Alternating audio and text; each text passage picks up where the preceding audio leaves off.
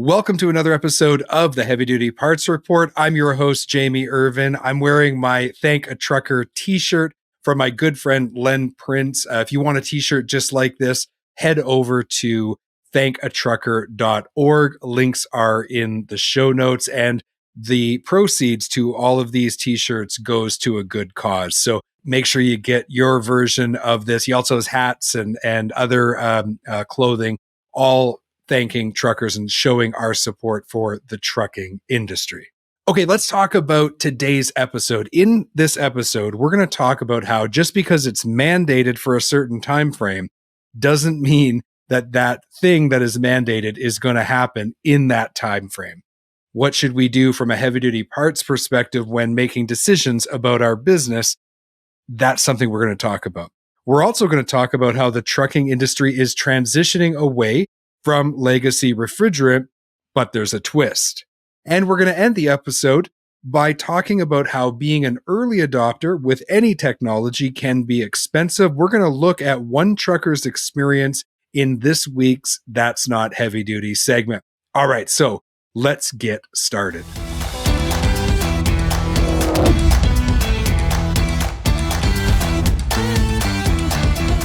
Over the last 15 years, we have seen mandates that have dramatically changed the technology on commercial trucks. Think back to 2007 and 2010. Diesel emission systems radically changed the way trucks are built, the equipment that's on them, and it rose maintenance costs and repair costs dramatically for fleets and owner-operators. We have an upcoming mandate in 2027 that's further going to reduce NOx sensors and change the diesel emission system once again. We also are seeing mandates around the elimination of ICE vehicles, internal combustion engines. We are looking at mandates where they're really trying to force consumers to buy BEVs, battery electric vehicles. Sometimes they're ZEVs, zero emission vehicles. Obviously, there's some different technology with batteries and other technology, but the idea is to phase out ICE vehicles and bring in BEVs, ZEVs, whatever you want to call them. In places like California and Canada, 2035 is a date that they've set where they are saying, look, we're not going to allow anybody to sell ICE vehicles beyond that date in our jurisdiction. But just because it's mandated and just because a certain time frame has been set doesn't necessarily mean it's going to happen in that time frame. For example, with electric vehicles, there are some significant hurdles that the trucking industry is going to have to overcome in order to use BEVs across the board. For example, the ATRI, the American Trucking Research Institute, put out a report in late 2022 detailing significant hurdles related to charging infrastructure and other issues related to BEVs that will have to be overcome in order to make BEVs widely used in the trucking industry. I've put a link in the show notes where you can read the full article, but the issues are not small. They are significant. And we haven't even solved things like truck parking, never mind putting out a complete new infrastructure for charging these battery electric vehicles that are now going to be expected to be used in the trucking industry. So again, just because it's mandated for a certain time, whether or not we meet that mandate is going to be largely connected to whether or not we can overcome these hurdles and what happens politically and commercially to either continue to support these mandates or to oppose them, and maybe they end up changing.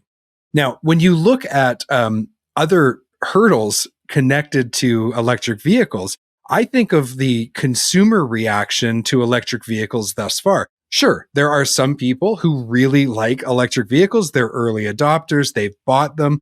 And, they have experienced some challenging things about owning those electric vehicles, which is causing pause for a lot of consumers on the light vehicle side.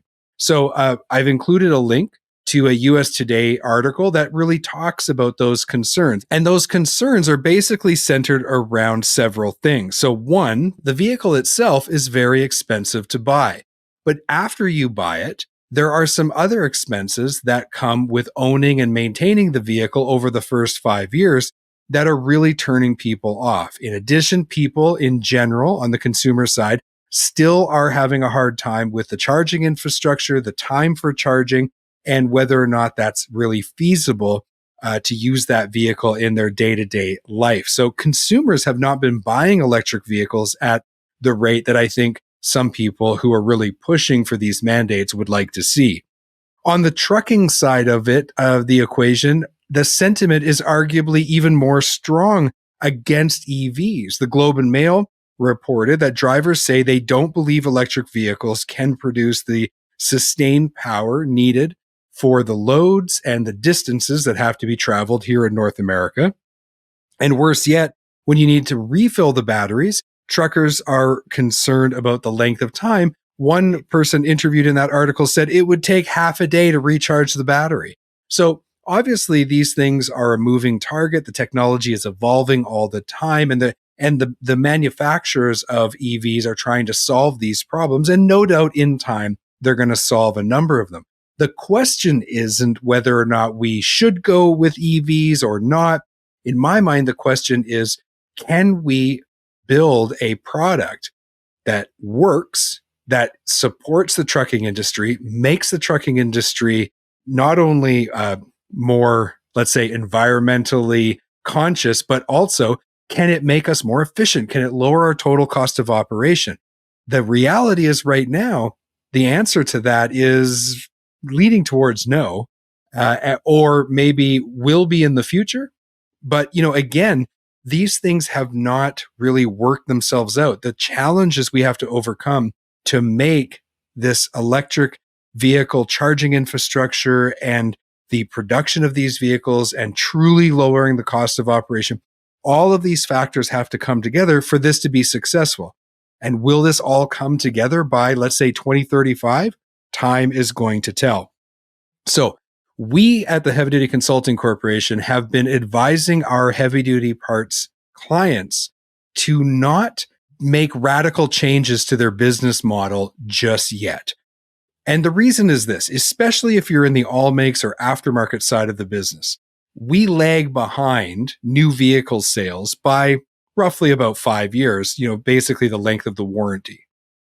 So even if all new vehicles were only zero emission vehicles or battery electric vehicles by 2035, even if that mandate happens, that time frame, we're able to get there in time and it becomes reality, it's still 2040 before we're really seeing the entire aftermarket have to adapt to that change.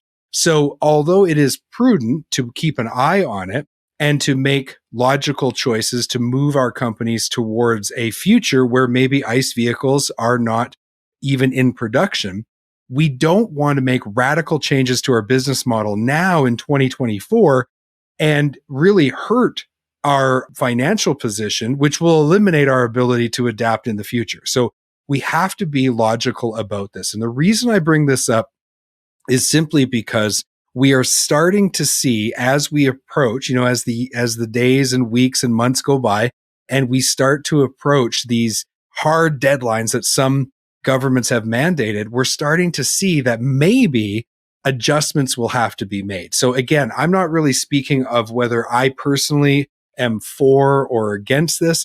I'm more talking about what's the reality on the ground in the trucking industry. I definitely think of myself as a realist. So let's not overreact. Let's not make radical changes that's going to disrupt our businesses today. Let's keep an eye on it. Let's see what the reality on the ground actually is. And let's build strategies that put us in the best position possible today and that are flexible enough that we can adjust as things truly do start to change on the ground. There's absolutely no doubt in my mind that in the future, we are going to see either the complete elimination of ICE vehicles, depending on what happens with the technology on the other side of the equation, or we're going to see a drastic reduction. And, maybe there's some middle ground there that we operate in for 10, 15, or 20 years until finally the technology allows us to completely eliminate ICE vehicles from the trucking industry. So we have to be Realists, we have to not panic, not overreact. Let's just take things as they come and let's look at what's happening on the ground. In my featured interview in today's episode, we see a great example of where a mandate and the original time frame needs to be adjusted in order to adapt to the realities on the ground. So my featured guest this week will explain what's going on, and it really illustrates my point that sometimes we will just need to wait and see what the reality is before we start reacting. Before we get a chance to listen into my featured guest, let's take a break and hear from our sponsors. Are you deferring maintenance because of filter cost or availability? Or worse yet, are you trading down to no-name filters to try to save a few bucks? Either way, you're rolling the dice. The good news, there's a new premium filter option for fleets, Hanks Filtration. If you're responsible for a fleet, you won't believe how much using Hanks filters will save you. But you've got to go to heavydutypartsreport.com/Hanks to find out more. That's heavydutypartsreport.com/HENGST. Head there now. This episode of the Heavy Duty Parts Report is brought to you by Find It Parts, your ultimate destination for heavy-duty truck and trailer parts. Discover a vast range of parts at finditparts.com. Don't spend hours a day looking for parts. Instead, visit finditparts.com and get them right away. Okay, we're back from the break, and now we are going to listen into my interview where we talk about the transition away from legacy refrigerant. My guest today is Christina Spalding. She is the marketing manager at the Chemours company. Christina has more than 25 years of experience in the refrigerants industry to provide a diverse range of customer solutions rooted in tried and true chemistry, formulated for today's most demanding performance and environmental needs. Christina is a returning guest. She was originally on the show in episode 237. Links are in the show notes if you'd like to go back and watch that original interview. Christina, welcome back to the Heavy Duty Parts Report. Hey, Jamie, thank you so much. It's good to see you again. So, Christina, can you tell us exactly what your role is again for the company? Yeah, absolutely. So I've been working in the refrigerant space for over 25 years and currently am the marketing manager for our automotive refrigerants business in the Americas. So both North America, South America, our aftermarket and OEM customers.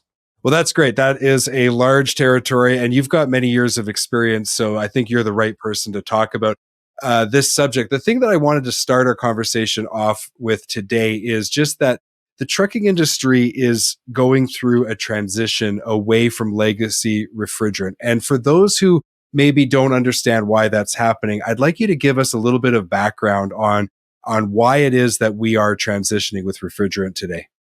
Yeah, absolutely. So if you think about air conditioning systems on either heavy duty trucks or even your own light duty commercial vehicle, it's one of the few things that's changed the least in an automotive vehicle. There have only been 3 refrigerants in the history of automotive vehicles. It started out with R12, which was an ozone depleting potential refrigerant, and that was regulated away to R134A, which has been the legacy air conditioning refrigerant for light duty and heavy duty fleets. And starting in Europe in around 2011, and then moving to the US in North America around 2013, the industry started to move away from 134A for light duty vehicles. Okay. So if you think about that, they moved away from 134A, which no longer causes ozone depletion potential, but does have global warming potential, or GWP. That's kind of what you'll hear everyone in the refrigerants world refer to it as, is HFC refrigerants like 134A are global warming potential products. So in the light duty fleet, the US began converting to a product called R1234YF. And it is non-ozone depleting potential, and it is non-global warming potential. And that transition's been underway heavily in the US since 2013. So today, in the light duty fleet, over 95% of all vehicles are manufactured today with 1234YF. There's still a demand for R134A in the light duty fleet because there are so many cars still in service that were filled with 134A. But this is a transition that, again, has been going on for years on the light duty commercial side. It is now going to be moving into heavy duty. So it's new and newer for folks that are in the medium duty, heavy duty, and on and off road space. That transition is just now starting for that segment of the market. So what model years would we see some of this newer style refrigerant already being used? Do you have an idea of that? Yeah. So from a regulatory perspective, starting in model year 2025, all light duty vehicles will transition away from 134. So there's still a few out there, but 2025 and beyond, everything in the light duty space is going to be migrating to 1234YF. In the heavy duty space, the technology transition rule, which is a part of the AIM Act, and the AIM Act is the way the EPA manages the phase down of HFC refrigerants. So that's 134A. Those vehicles are required to make a change model year 2028. So there's still a little bit of time. Now, when you and I talked about this at the APEX show a year ago, the initial proposal was to transition sooner. But I think what happened is the EPA did receive a lot of feedback from manufacturers and OEMs in the heavy duty space that said, we need a little bit more time to get ready for this transition, to do it in a way that makes sense for our companies and for our customers. And so that date was moved to 2028. So the good news is you've got this legacy of experience in the light duty fleet to help bridge the heavy duty end users. And you also have a couple more years for the industry to get ready for that. And that really is going to involve the OEMs and the equipment manufacturers starting to prepare to transition from 134A to 1234YF in those heavy duty fleets.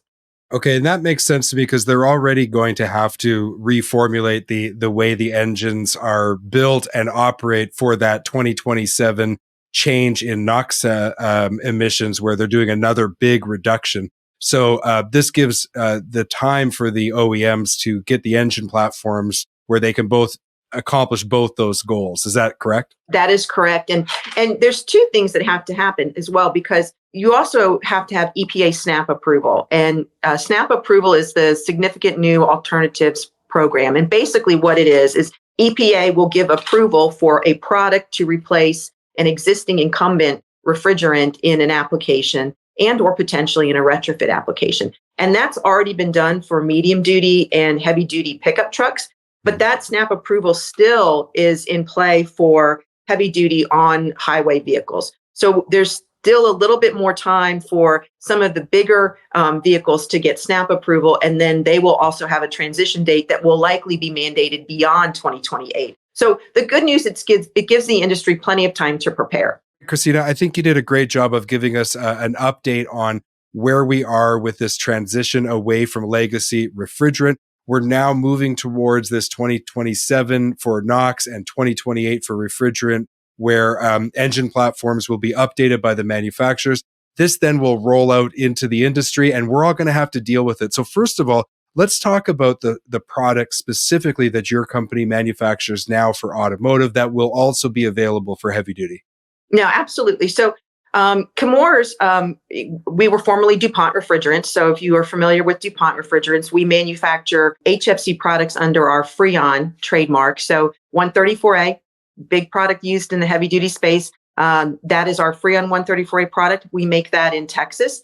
And then we also manufacture our 1234YF, which will be the refrigerant of choice for heavy duty moving forward. And that product is also manufactured in Corpus Christi, Texas. So we have a long legacy of producing products, not just for automotive refrigerants, but for your home air conditioning system, for commercial refrigeration, for supermarkets that you walk into every day.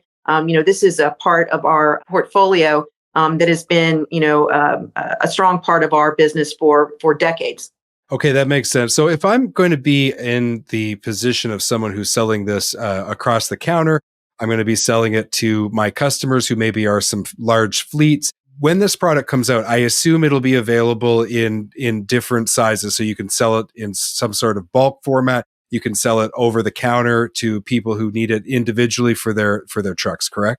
Yeah, absolutely. So if you think about it, there's a part of our business that sells to the equipment manufacturer. So when the vehicles are made and they're initially charged, they're charged with 1234YF. And then the service side, when they, need service work, we sell through traditional distribution networks. So anyone who is buying 134A today will have an opportunity to work with their distributor to buy 1234YF. And for the commercial fleet, where they're already comfortable using recovery machines, RRR machines designed for 134A, those machines are already manufactured and are available to purchase for 1234YF. It's a different machine because it's a different refrigerant, but we sell that refrigerant in 10-pound cylinders and 25-pound cylinders, and they are designed to fit with and work with the existing RRR machines that are available to shop owners that are servicing heavy-duty 134A equipment today. Our 134A is a safety classification A1 non-flammable refrigerant. Our 1234YF is an A2L refrigerant. So if you think about it, A1 non-flammable, A3 is like propane butane, highly flammable, high burning velocity, easy to ignite. But these A2L refrigerants are a separate safety classification. But because they are mildly flammable, they do require different equipment, which is why a shop owner is going to need a separate recovery machine for 1234YF. And 1234YF is left-handed threaded so that you don't confuse it with your 134A equipment. So it's designed specifically to be obvious in its use. It's different from 134A. But again, just as the new equipment will be designed to handle 1234YF, the recovery machines are designed to handle it as well. Okay, so that was what I was going to say is when I was selling parts, one of the things that I sold was oil. And every time the oil was updated to a new spec, they made it reverse compatible. And because of this difference in chemical composition and safety rating, this is not a reverse compatible type product. This literally, you're going to have to run one set for R134 and you have new equipment for this new type of refrigerant. That's what it sounds like. Absolutely correct. And that's how it's set up today in the commercial space.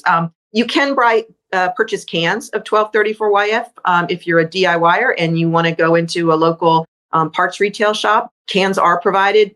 You don't need a 609 certification for the cans, but you do need a 609 certification for 1234YF if you're going to be buying cylinders, the 10-pound cylinders or the 25-pound cylinders.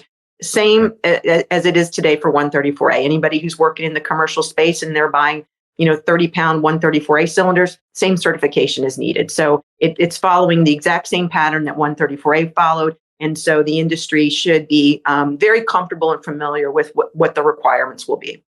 So it sounds to me like there's going to be a window of time, something in the ballpark of 10 to 15 years here, where there's going to be equipment out in the field that is running the older R134A, because let's say it was manufactured in 2026 or 2025. But if you're a fleet and you're running new equipment, you're probably going to have this 5-year window or so, or however long you keep that equipment for before your entire fleet is switched over. Is there going to be any obvious performance differences?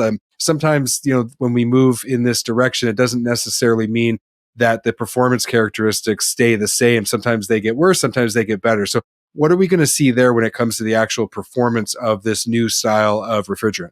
Yeah, so what you'll find is any of the performance criteria will be addressed in the equipment design itself. So when the commercial light duty fleet went from 134A to 1234YF, the refrigerant and the refrigeration capacity of those two fluids are very similar. But for the 1234YF vehicles, an internal heat exchanger was added to the equipment so that it can essentially deliver identical performance. And in the equipment design portion of this process, as the OEMs evaluate the transition, they'll take care of that on the equipment side. And then from a service perspective, it will be very similar. And the good news is, as a refrigerant manufacturer, we have a lot of experience in educating the market. And, one of the things we've done for years, we work with a lot of the various different organizations that support the automotive aftermarket. So I think one of the things everyone should get prepared for is they're going to start getting more and more education on these products. And we do that typically several years in advance of when those products are launched so that that folks are able to ask the questions that they have and get comfortable with these products. Yeah, I'm thinking of 3 people. Like you've got the outside salesperson that has to be able to answer questions for their customers. You've got the parts person who has to be able to make recommendations. And then you have the fleet maintenance people, whether it's a repair technician or a maintenance manager, who are going to need to be able to understand the implications of the choices that they're making at that time. So this is good that we have the time, because the education curve on that, it sounds like it might be a little steep at the beginning. Yeah, it is. And one of the things people may not even realize, they may already be driving around in a vehicle that's using 1234YF. Perhaps they haven't had to take it in for service, but every vehicle, if you pop open your hood and you look at your SAE sticker on your hood, it's going to tell you what refrigerant is in your vehicle and what that charge size is and what oil to use and what's compatible with it. So I would also encourage folks, if this is brand new to them, take a look at your own vehicle. You may have been driving around in a YF cooled car for the last 3 to 5 years and didn't even realize it because, you may not have had any issues or concerns or had to take it in for repair or maintenance. Yeah. So what about people who work in both commercial trucking and also supply service and parts for off-road? So agricultural equipment, mining equipment, those kinds of things, construction equipment like the big cat loaders and things like that. Does it affect them as well? Or is this specifically just for class, let's say 6 through 8 trucks? No. So non-road vehicles are also going to be required to make this change in 2028. Okay. So as a refrigerant manufacturer, we're already talking to them. It's SNAP approved already in those applications, and it's also part of the technology transition rule. So it also will fall under that 2028 timeline. And we're already engaged in having conversations with OEMs who are starting to prepare for this well in advance. And they'll see the same thing. So it will start to impact, multiple classifications of vehicles. Well, thank you so much for coming on the show and giving us an update. I think that it's important that we get ahead of this. So we're going to include links in the show notes to take people right through to your product landing page so that they can learn more about the product themselves. They'll be able to reach out through their distributors to be able to get access to training materials as well. So I really appreciate it, Christina. It's so nice to see you again. And thanks again for coming in and updating us. Always good to see you. Always glad to be on the show. Thank you. I really enjoyed my conversation with Christina today. And I think it's fascinating to see how things are rolling out with this transition away from legacy refrigerant. We thought we were going to have to deal with this a lot sooner than we actually do. This is now something that won't really take effect until after that 2027 mandate is in place. And for us in the aftermarket, that means we won't even have to deal with this change in legacy refrigerant until those vehicles are starting to be repaired by the independent service channel. So we might be talking about, let's say, 2030 to 2032 before we even have to deal with that in the aftermarket. So great example of how just because something is mandated and a specific time frame is set initially, things may have to change in order to adapt to reality. All right, let's conclude today's episode with That's Not Heavy Duty. And in today's segment of That's Not Heavy Duty, I want to play a video for you from @TikTok Truckering, where he shared his experience at a repair center on November 7th, 2023. Let's watch the video.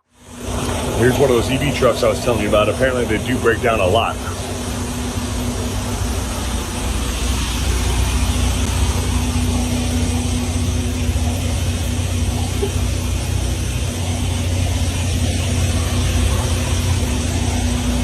This particular one is blocking my truck, which I just got in service.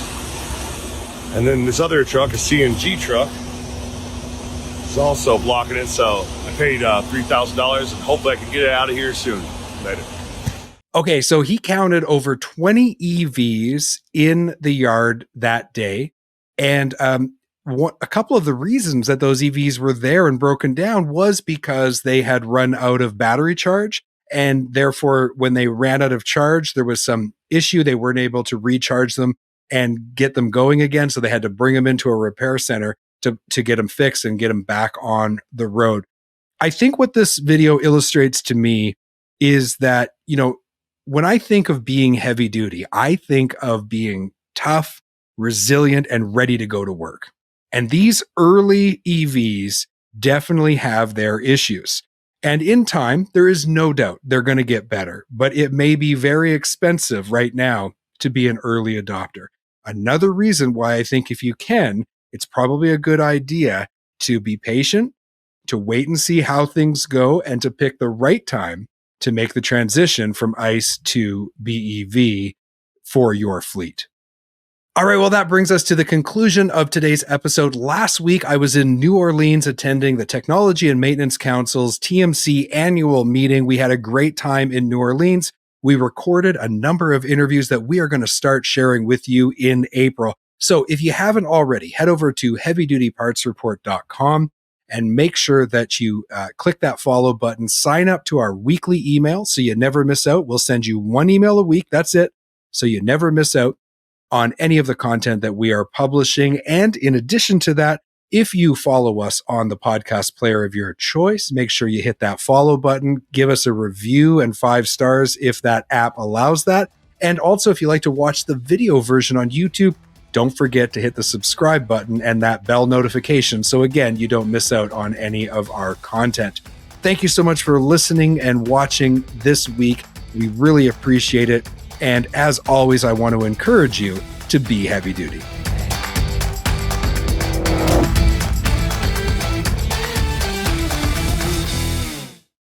Thank you for watching this video.